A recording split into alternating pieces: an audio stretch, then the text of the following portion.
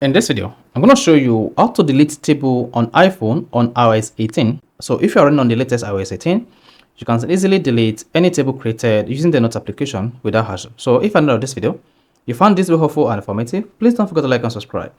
Now the first one to do when you want to delete a table on iPhone on iOS 18 is open the Notes application, or you can also use the Spotlight search, to open the Notes application, to search for the Note application and then open it.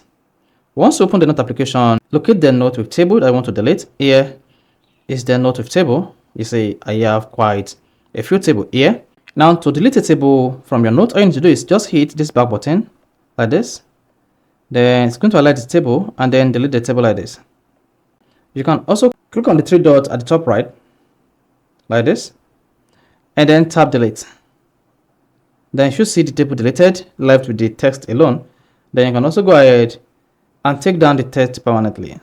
Then that is it. So this is how you can easily delete table on iPhone on iOS 18. So if this is helpful and informative, please don't forget to like and subscribe.